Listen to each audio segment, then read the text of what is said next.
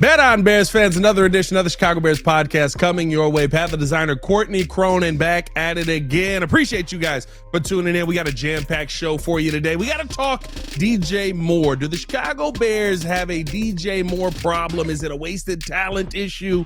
Is it we got to find a way to get this guy more involved issue here? We got to have that conversation. And do we need to see a little bit more out of Caleb Williams? I mean, we're seeing great halves, but we need to see a great game, maybe. All that and more in today's episode of the Chicago Bears podcast. Hit that like button, subscribe to the page, leave a 5-star review. Y'all know what to do. Courtney, how are you?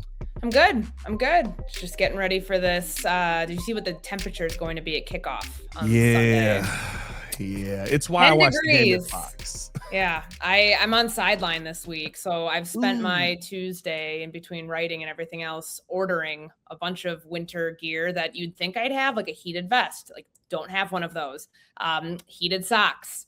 Ordered a new battery for mine. So it is going to be like your brain doesn't exactly function normally when you're in cold weather situations. Yeah. So whatever the Bears do to be able to weather those elements like they did in Green Bay and suit the coaches up, the players up, I won't be sitting on the heated bench, but I'm going to make sure that whatever portable heat, I can have that within me because this will be the coldest game I've ever done for sidelines. So I'm excited for that. Woo! Listen, Courtney, I've been out in a lot of winter weather being a former construction worker here. I will tell you this. Keep moving, keep the feet active with the heated socks. Even with those, the toes start to go. You got problems. Yeah, that's when the rest of the body goes. When the fingertips start to go numb, you'll find me next to the heater, which says stay back 4 feet. I will not be staying back 4 feet. I'll be right up on that. I will say this. I don't know if there's a stylish version, but we used to wear bibs at work, and I've seen some fashionable, I guess, if you want to say, snowsuits out there, but anything that just makes the wind bounce off of you, phenomenal. You got to get snow in pants. I'm gonna use those. I'm gonna break out my snow pants. Won't be doing a snow angel because I don't think we're gonna actually get any snow on Sunday itself, but time will tell. Hopefully I'll stay warm.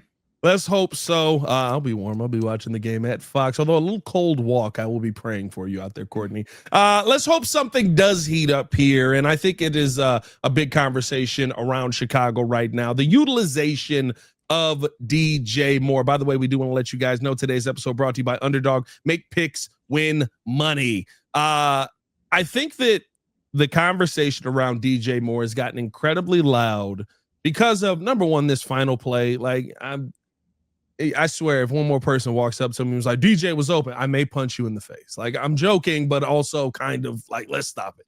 The head coach put the kibosh on that yesterday. And yes, sure, he was open. Like, I think that's a natural reaction to wonder, was he an option? But the head coach, like they even said it on Monday Night Countdown when they're going through the final, they're going through their highlights before the game. Scott Van Pelt goes, "Oh, DJ Moore's open." Well, clearly he didn't hear Ben Johnson talk on Monday because Ben said that was not an option. There were multiple options. DeAndre Swift, I believe, being one of them. Cole Kmet. DJ Moore was not one of them, but it does kind of highlight the bigger picture here about his utilization and whether he should have been a read on that play, whether he should have been utilized far more than he was. And even the head coach said, I was a little surprised about that. I will say this, though, and I think, a lot of people are saying, is there a problem with DJ Moore? What's the future of DJ Moore? Is there not a connection here?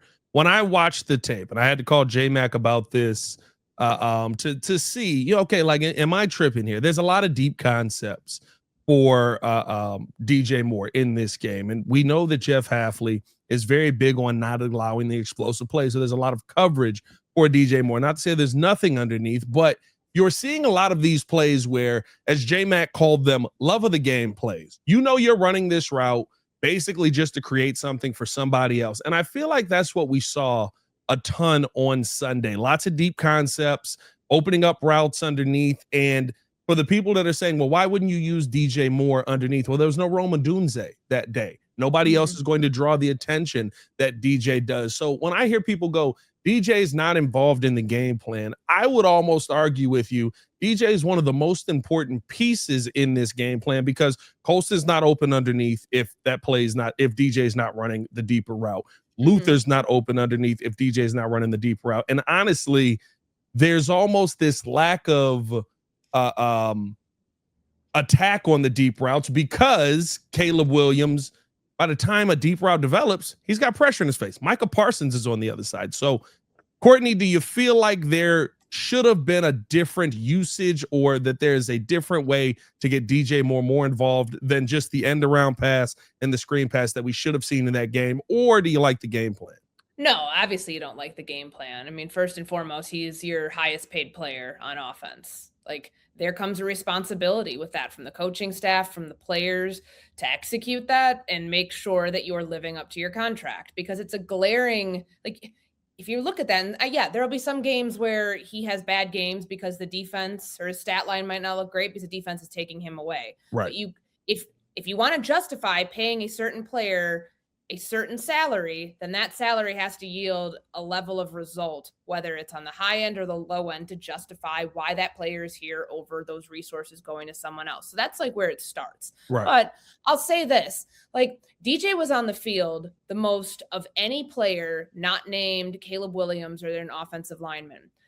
Is he blocking on every single one of those plays? No. He ran 33 routes the other day. So he was clear. And is he the first read on every one of those? Obviously not. But like, he was on the field for 56 of 68 snaps. 33 of those are when he went out on a route, whether it was coming out of the backfield, like 2 times, mostly out wide, a little bit in the slot. Yeah. The rest of those plays, he's involved in the run game. He is a vital asset to this offense, but they're not utilizing or putting him in position that's you're able to see the return on that all that often. And it's not just this past game. I mean, you look at every game of his since the Giants game, like 4 targets, 0 catches. Minnesota game, the one that was up in Minneapolis, 3 targets, 1 catch, 18 yards. Yeah. The game where he performed particularly well was against Pittsburgh, 5 catches, 64 yards, 2 touchdowns. And then because the passing game really couldn't get going in Philadelphia, 2 catches, 17 yards, 5 targets though. Like, it's not like the targets aren't there. I definitely think there was a different conversation at a different time when there were different people playing in this offense that DJ should be getting double-digit targets every single time. That's not going to happen now. Not when you have Romadunze when healthy, not when you have Luther Burden emerging in the type of weapon he is, not when you have 2 tight ends that are really, really good and vital to what Ben Johnson wants to do. However, this stat line, this thing that happened in Green Bay is unacceptable. Like, you can't justify having him on this team if his utilization is going to be like this. And when the head coach comes out and says, yeah, I looked at his stat line and I was surprised, 1 catch, -4 yards. And that was the screen pass you're referring to that got blown up on 2nd down. And I don't know why they were running that play to begin with, considering, we had seen a screen get blown up, I believe, earlier in the game too. Yeah. It's something's not connecting here, and it doesn't make a lot of sense. Now, we can talk big picture, what it means. Maybe this is foreshadowing that he'd be a better fit in someone else's offense. The Bears paid him when he was playing for a different staff. This staff inherited DJ Moore. They've said all the right things about DJ Moore, but they've also had their attention on other receivers too. If you want to be a successful team this year, though, you need to find ways to get him touches, because for him to come away in a game like that, where they could have used him in different way, make them the primary read on certain, like the fact that he's only targeted 3 times, like it shows you, like, there could have been more opportunities for him to be sooner in Caleb's progression. There could have been more opportunities to give him a runner's ball. And then you go back and you look at the tape, like Caleb sails that pass on 3rd and 15, the dagger shot that was their first pass play on third down of the game, because the scramble got wiped off because of holding the play before. There's that. There's obviously the screen that you mentioned that got blown up, which was his 1 catch, and then another play that, he couldn't connect on. It's not just the byproduct of, the defense was giving him all their attention. It was that he wasn't involved in the game plan. And I think that is a little alarming at this stage of the season, that somebody who has been so productive over 7 years in the NFL with so many different quarterbacks can't seem to figure it out with this quarterback. And when you hear Ben Johnson talk, it did not sound like this was a DJ Moore issue. When he said, I didn't see anything with DJ, take that to mean I didn't see DJ doing anything wrong. Right. But that was Caleb not finding him, Caleb not connecting with him, and frankly, the game plan writing him out of it. But that's unacceptable. That can't happen in this offense. I do think that there's definitely moments where, you know, maybe DJ pops open and Caleb misses them, but I also think there was pressure that it affected Caleb in those moments. And my biggest question is, who else could you have had doing the routes that DJ was doing? When you watch the tape, like I said, there's a lot of those deep routes that open things up for Coastal Leveland, who got 5 targets on the day. A lot of those were underneath. Burden, you know, opening things up in the slot for him. I thought that the utilization of DJ, not to say that Ben is not telling the truth. I think all he's done here is tell us the truth in Chicago. But I think that there is kind of I don't understand why he wasn't more involved, because you were trying to get him on deep, explosive plays. Jeff Hafley doesn't allow that. So not to say you don't want him involved, but you kind of know going in, if you're running this many deep concepts, he's probably not going to be as involved in the game plan as you could see. Now, if we want to have the conversation on should he be more involved, should he be earlier, possibly, but I think that also is like, that's kind of been the theme of this team. We came into the season saying you have a ton of mouths to feed. How are you going to do it? Sometimes this is the concept. Maybe if Rome is playing, this would have been the DJ Moore game for him to come out and dominate underneath, because Rome is the number one and he's taking a lot of those deep concepts. There's nobody bigger on this team to kind of draw that attention than DJ Moore in my mind. And so I think we've seen kind of everyone on this team have an up and down. Coastal Leveland, it took him 10 weeks to get involved in the offense, right? Cole Kmet, kind of that same conversation where everybody's had their day, but I don't think we've seen consistency from any of the wide receivers on this team as far as target share. It's been a, you're getting 4, you're getting 5, maybe you get 2 today kind of deal with this offense. Yeah, but like there's no reason that DJ should have 39 catches for 498 yards 13 weeks into the season. I don't buy that. And you're right. There hasn't been an area outside of the run game with like any of these pass catchers where like that, wow, that is the go-to most explosive weapon that they have. Yeah. Because even Rome Odunze, as the number 1 receiver in this offense, his numbers don't blow you away. And I do think that, like you mentioned, like with the deep concepts, you know, it's not like Caleb was hitting any of those in the first half. He had 1 pass over 10 yards. Yeah. And the problem here that the trickle-down effect that causes, the inconsistency, like 150 something yards of his came in the second half of the game. He had 32 yards on off, 32 passing yards in the first half.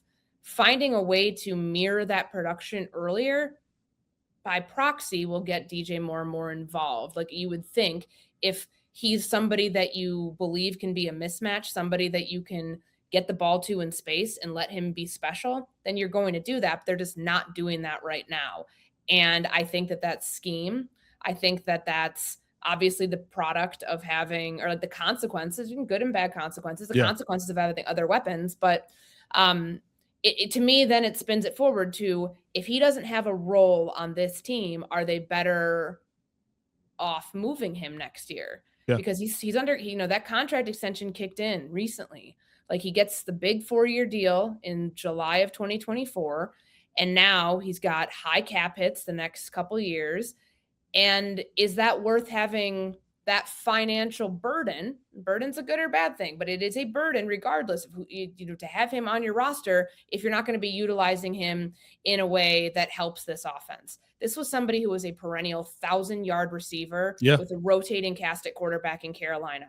The fact that the Bears, these Bears, not the Justin Fields Bears, like that was Justin's number 1 target, and he was incredibly successful when he first came to Chicago. But for some reason, I think it's the chemistry between him and Caleb Williams has never been like a sure thing.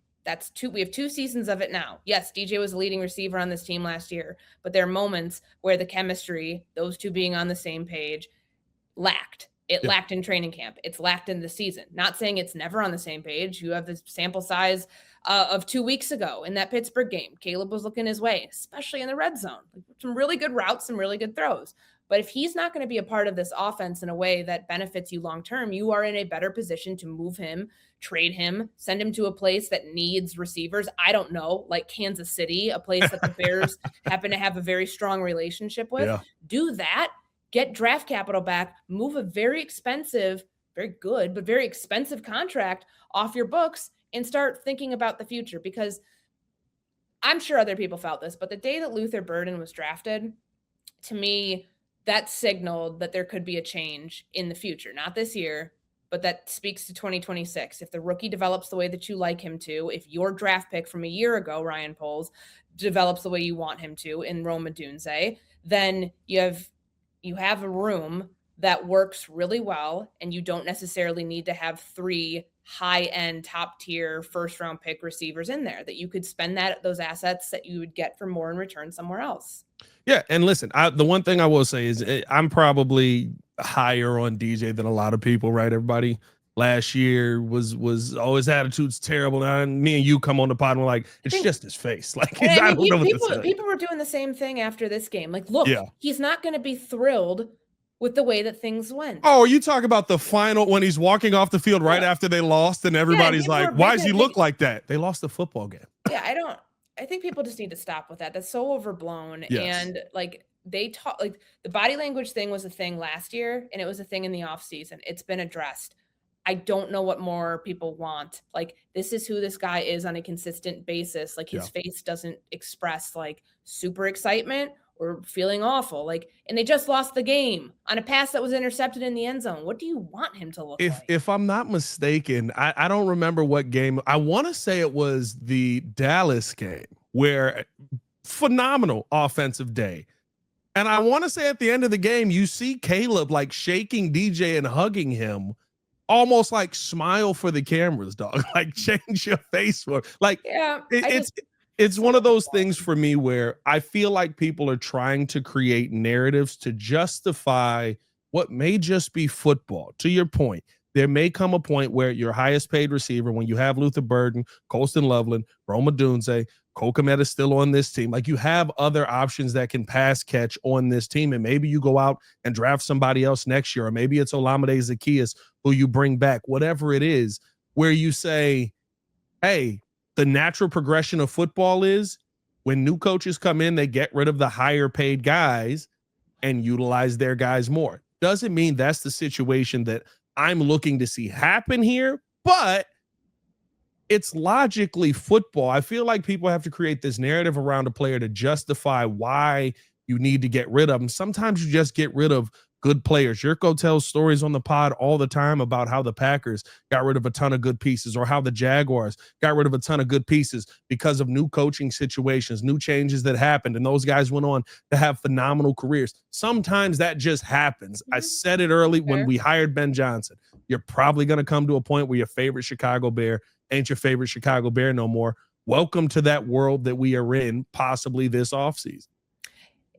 And there will be some hard conversations that have to be had about that. But I don't think it's a bad thing to point it out that he's not, like, he's too talented to not be utilized the way that we know he can be. 100%. And maybe he's just not the right fit in Ben Johnson's offense. They want to use him in a lot of different ways that the last staff and other staffs have not. They want to use him more as a gadget player. That's okay, but something's not connecting here. And I think it's okay to call that out, because when you expect him to have more targets, more action than anybody else, like the head coach said, and he doesn't, then there's something there you've got to fix. He's never finished a game in his career with negative receiving yardage. That came 7 years in Green Bay, when they really could have utilized him. And I just think that that's not a good sign for where this is going. And I think you can say safely that it's more than just a one-off, because look at his games throughout this season. Outside of the one game against Pittsburgh, I mean, he hasn't had 100 yards receiving all year. Now, that's not the make or break, end all, be all, end all, but this is somebody who has done that on a pretty regular basis throughout his career. There's a lot of mouths to feed. We know that. But you have days where it's like against Baltimore, 7 targets, 4 catches for 73 yards. A lot of that production comes at the end of games when they're trailing and coming back. They were trailing and coming back in this game, and that was not the same story. You know what I'm saying? Like, I just think that that's worth pointing out. Yeah, listen, I think there's a conversation around all of it. I think some of the narratives have gotten silly around DJ Moore, and it is I don't even want to say fans. I think there's just a lot of people who even like, the big pundits that want to go on national platforms and talk about it. Like it's almost like we need a reason to say this guy's not a part of this anymore. Sometimes that just happens. And maybe that's happening here with Ben Johnson. I don't know if we're there yet, because I think we'll be having this same conversation about Roma Dunze if we keep the talent coming in. We'll have the same conversation about Rome. We'll have the same conversation about Luther, because hell, we've had this conversation about Cole Kmet.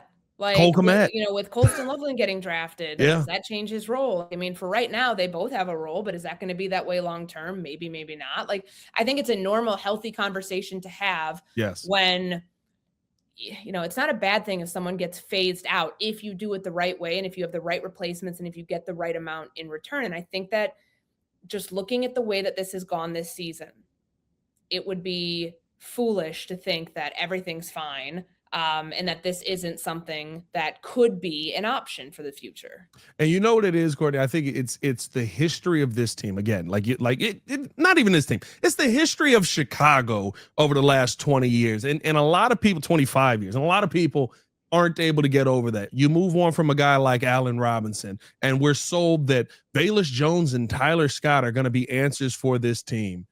You can't get rid of a guy and not have the next guy in place that is going to replace that production. I don't think this is a conversation where you're talking about we don't have somebody else to go to. We get rid of Jimmy Butler. I don't know if you saw this stat the other day, but the Bulls have won one less game since Jimmy's been gone than the entire time Jimmy was here. You didn't have a plan after getting rid of a really big name player. We've seen that time and time again in Chicago. And I think your mind goes back to, well, why would you get rid of this guy if this is the situation? This is how the game works. This is how you maintain rosters for a long time. The Kansas City Chiefs got rid of Tyreek Hill and kept winning Super Bowls because they didn't want to pay that price tag anymore. Like, that's how you see top teams continue to maintain at the top. You get back draft capital. And again, I would love to see DJ be a part of this team, especially when it's winning. I think he deserves it for everything he's been through here. He went through flus. I mean, like, you deserve it just for that. But you never know what a new coach is going to bring in. And they got to address defensive line. They got to find a way to pay some of these guys that they brought in. Is Jaquan Brisker a part of this future? Like, there's a lot of names that still have to be paid. How do you do that? You open up money by moving on from some of the big money guys. So we'll see what ends up happening in that front. The one thing that we can all agree on is some of these numbers are down. Let's say a lot of these numbers are down from our pass catchers because of the inaccuracies from our quarterback at times here in Chicago. And Caleb Williams was talked about by his head coach, Ben Johnson. We got to get to that coming up next. But first, we do got to get into our underdog play of the week. Courtney, what do you like this week? There's a lot of options here. Swifties on the table. You could go Shedeur Sanders. Have you ever seen somebody hate it like that? Courtney, this is crazy. I'm really curious. On the game-winning. To see if that's the case, like if they run more Wildcat. They have run Wildcat this season. That was not the first time. No. That was an insane time to run it. Yeah, on a 2-point conversion with a chance to win the game. That was, or Quinshon Judkins. Like, when's the last time he would have thrown a pass in a game? And obviously he had to do that because the play got blown up and he just like launched it. But like to put him in that situation, like if the logic is there, it could be a lot of things. Like it could be, well, we're trying to throw them an unscouted look or something that's going to catch them off guard here in this situation because it could tie up the game. Or if it's, hey, well, Shedeur just fumbled on the last 2-point attempt. Yeah. Then I guess there's logic there. But I don't know. You don't take your quarterback out, like especially when they've said he's going to be the quarterback for the rest of the year, so you can get evaluation on him. Very bizarre, strange. Against a 1-win Titans team. That's 364, 3 touchdowns, 1 pick. Get him out the game. I'm sick of this guy. He wasn't going to see that Rolly celebration on TV. He wasn't going to watch it again. Be curious. There'll be a lot of people holding up their wrist here at Soldier Field on Sunday. But okay, so like, no, I'm not picking Swift. I'm not picking Shedeur Sanders, but I do think this will feed into our conversation about Caleb, because there is a play here that I like, and a lot of it is based on what we've seen from him in Green Bay and what we saw from Cam Ward against a very good defense. Like, the Browns may be a 3-win team, but Ben Johnson, first person to talk about it on Sunday, like their record is not indicative of how good of a team they are, especially that defense. Like that's Yes. where how good of a team they are means how good their defense is, because Myles Garrett's closing in on the sack accomplishment this season. He's incredible. The rest of their defensive line gets a lot of pressure on quarterbacks. So what is that going to mean for Caleb Williams on Sunday? I have him, like I'm saying, Caleb Williams higher than 1.5 passing touchdowns. So I'd say 2, because Cam Ward threw 2 touchdowns against the Browns last week. He was limited to 117 yards. I think that if there was a play here for yards, I would go lower on it, because I just don't trust that. This passing game is very clearly in a rut until coverages change, until the situation of the game changes. And obviously what they did in the second half in Green Bay was a microcosm of this whole season. But I think it's a safe play. Caleb Williams, 2 passing touchdowns. He nearly had 3 in the last game had he not underthrown that ball. And I do think there's still going to be, depending upon what the weather conditions are, if it's cold but without wind, I still think that they have a concerted effort to try to get this passing game on track. Because very clearly they've shown, like when it was obvious to get the run game going, they're like, no, we're going to wait till the second half to do that.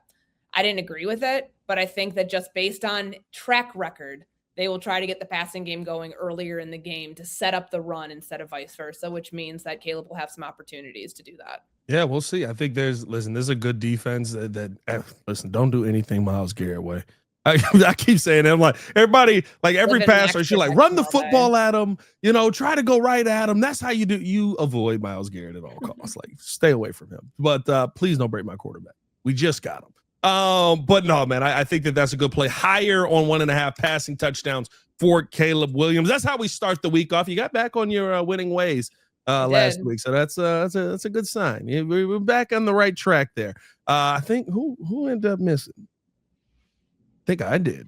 Did I have a Kyle Mann guy touchdown? I think I did. I think that ended his streak. He was at 4 straight games, so that was a tough one. Now. That one hurt. Well, mine didn't hit in Philly, so I mean, you can't win them all. Well, I haven't hit most of them, so hey, man. But make sure that you guys stay tapped in with Underdog. Download the app today. Sign up with the promo code CBP to score $75 in bonus entries when you play your first $5. That's promo code CBP. Underdog. Make picks, win money. EOQ, the disclaimer.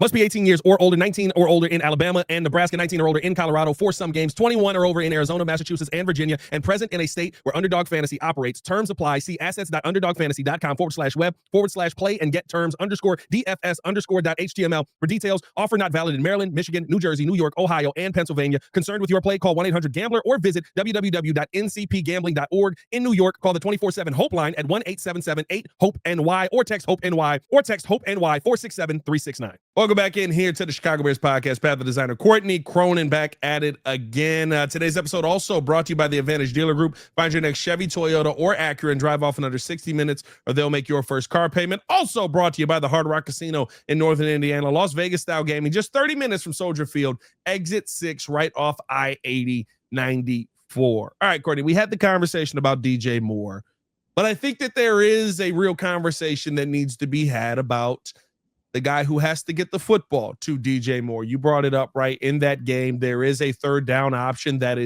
seems pretty open for Caleb Williams to get the ball to. Makes all the time, according to Ben Johnson in practice. Sails it right over DJ Moore's head and is not able to drop that one in the bucket there. We have seen Caleb have the halves of games, and I think for Bears fans, the positives are usually it's the second half of games where you've seen him be at his best, where he's ready to go. If you're going to pick a half of football to be really good at, be good in the second half of the game. I remember having this debate with Lance Briggs, right? Like, Justin was great in first halves of games, and you kind of went away from him in the second half of games. And all of a sudden you look at it like, oh, well, we got nothing out of the second half. That's the important half of football we needed. You've seen him have the incredible moments, but you've also seen him miss too often, I'll say, on the routine moments, the pass that's right in front of him. He had an easy one to Luther Burden that literally was right in front of him. Nobody in his face, just sailed it a little bit wide of him. Is Caleb the bigger issue in the conversation than maybe the wide receiving core that we've had the conversation about? Is Caleb the one that we need to look at and say, listen, I get it, you're getting it going in the second half, but not for nothing, that's not getting us enough? Well, I think in the larger context of what it's going to take for this team to get to the playoffs, to get 2 more wins minimum, Caleb's the most important part of that because it starts and ends with him. And the passing game is not where it needs to be. We've talked about this for weeks now. It cannot be ignored. And I understand that you can't just look at a stat line and say, good or bad, why something was what it was. You have to dive into the tape. But when he had a pretty flippant attitude about it last week, when he's like, whoop-de-doo, looking at the stats, the numbers, like no one's just looking at the numbers. Yeah. And no one's just looking at the plays, the ones that hit, the ones that didn't. They want to know why, because there's always some reason, whether it's, did the person run the right route? Was it dropped at the right depth? Was his footwork clean? Like, oh, yeah, all those things matter. But like at the end of the day, you're not producing. And that's a problem. The fact that he had 32 passing yards in the first half, 1 pass over 10 yards, it was a 12-yard pass, I forget to who, but like you can't have that happen. The biggest difference between quarterbacks in this game in the first half, Jordan Love could throw the ball down the field, Caleb Williams could not. Now that changed in the second half. And most of his passing game, production in the passing game, came when they were trailing, tie the game up, then trying to go win the game. He was like, so many things change within that. So he's off target on 49% of it, 42% of his passes in the first half. He only had 14 pass attempts, completed 6 of them. Second half, that number drops to 12%, 13 pass attempts, completes 21 or 13, 21 pass attempts, completes 31 of them.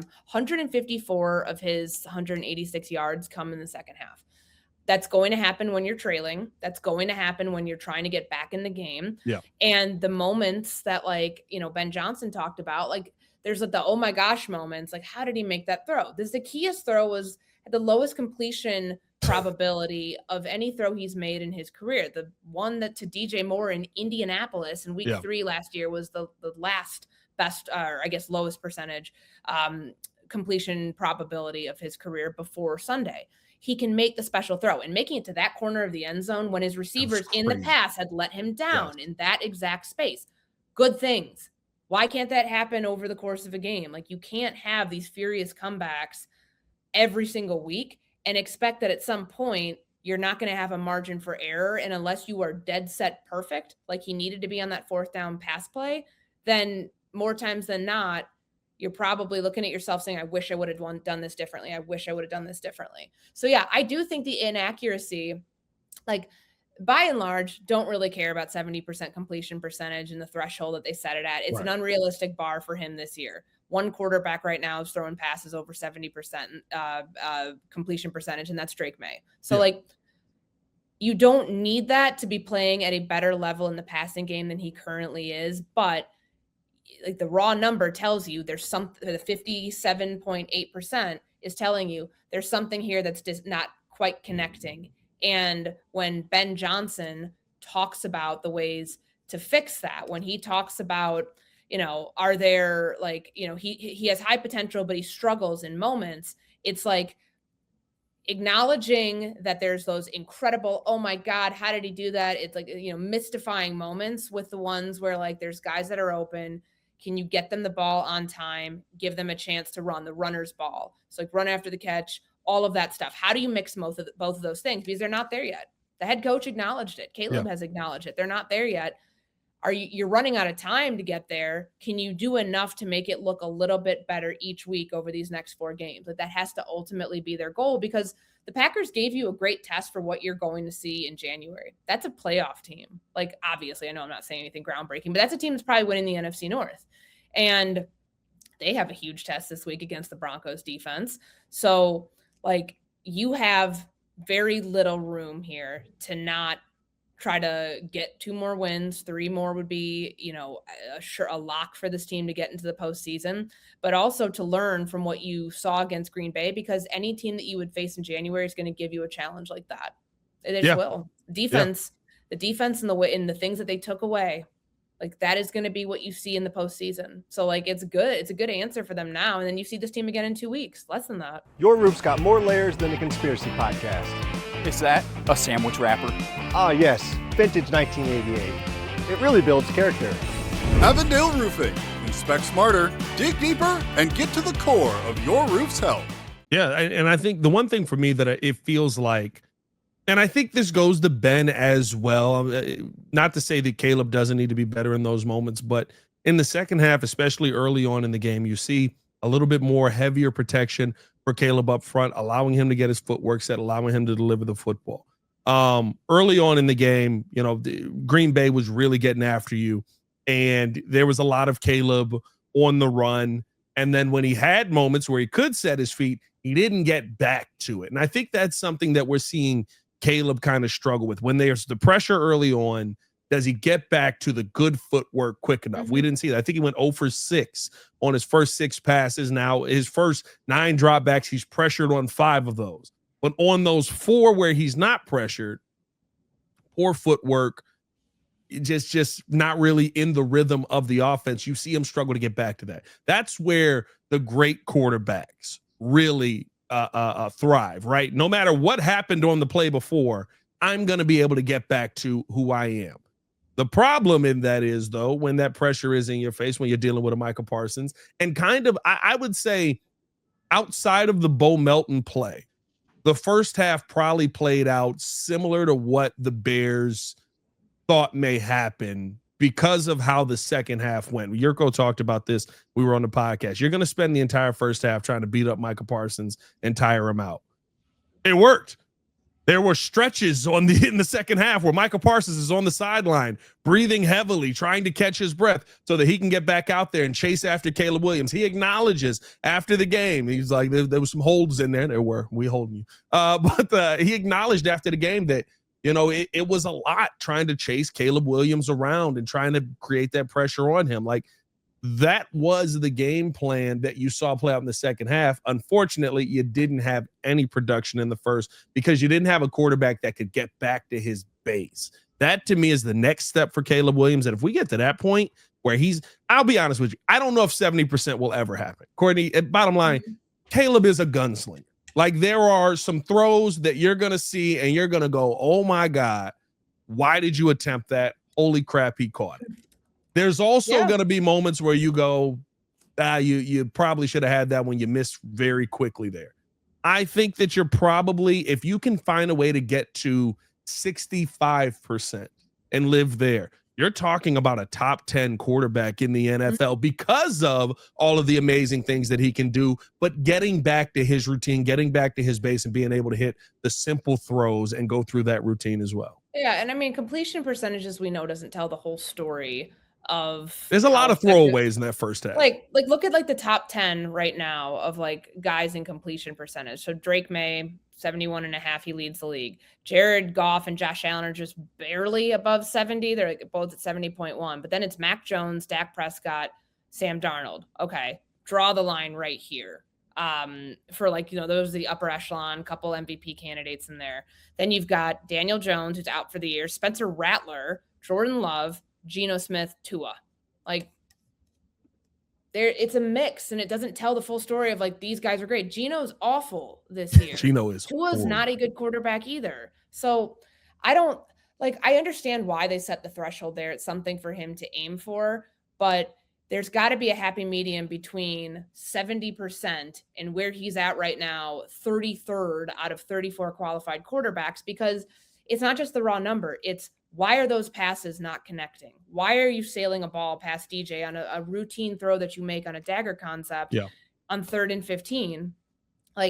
It's just there's just not a lot of it it's not connecting, and it's not an issue. I cannot stand when people act like accuracy is something you could just blow off and be flippant about. I think that's not the right way to handle it. And it's more than just, looking at a raw number. All right, why is that number as low as it is? That is a fair conversation to have. And ultimately, when you're going to be in a one and done situation, you don't want to look back at this and say, well, the passing game's what got us here. Well, it's been an issue all season. Why has it looked very consistently the same? Furious comeback, the byproduct of a furious comeback in the second half of games and not being able to establish that level of consistency where he makes the routine things look as easy to do as some of those special things that he and only him can do. Yeah. No, listen, there's a real conversation on it. I also think there is the conversation. Now, the Philly game was different. The wind was crazy. Sure. You were out there like that. That one, I guess being a little bit flippant on that one. I think we all kind of looked at Ben Johnson and went 36 passes in this. Like, Yeah, of course. But I mean, 280. You know what I mean? Like that one I get. In the grand context of Caleb's season, though. Right. You can't be flippant on the percentages for what we've seen all season, because we all see, yeah, you hit Cole Kmet in the deep corner, and I can't believe you got that pass in there. But you did miss DJ Moore standing 4 feet in front of you by about 3 feet. Mm-hmm. Like, what was the thought process there? You did miss Roma Dunze here. While, yes, he did drop this pass over here, you missed them wide open down the field where we thought deep ball accuracy was going to be the thing that you brought for sure. Like, there's a conversation to have on the percentages that you're seeing from Caleb. I will say, to me, I also look at this and I ask, is everybody, 100% on this system as of yet? I think we still see moments where you see Caleb Williams yelling at Luther Burden, telling him what spot he needs to be in. You see Caleb yelling at Colston Loveland, telling him what spot he needs to be in, right? Like, you see those small moments pop up and you go, shouldn't we have that figured out by now? But this is a very complex offense. Maybe it is just, it takes time. And once everybody knows this thing like the back of their hand, that's when you start to see the percentages rise. That's what I would expect to happen as we continue to move forward. At least getting back to what we saw Caleb be last year. I mean, he's gone from 62%, 63% last year to 59%. Like, yeah, that's a quarterback we didn't expect to see this year. No, I mean, you got to get back to your baseline, like, of where it was a year ago, and still below league average. Yeah, 100%. So we'll see what ends up happening. Hopefully the Bears can get this figured out. I mean, listen, you go out and you ball out the last 4 weeks. Ben Johnson said we'll play our best football by December. Maybe he just meant that from that second half on. There was a lot of good football in that second half. We'll see what ends up happening. But hey, we appreciate you guys for tuning in and showing love. As always, hit that like button, subscribe to the page, leave a 5-star review. Y'all know what to do. For Courtney Cronin, it is your boy Pat the Designer, back at it again. Y'all stay safe out there, Chicago. Let us know your thoughts in the comments below. You think DJ Moore is going to be here for the long term? Y'all stay safe out there, Chicago. Bear down. One love. Peace.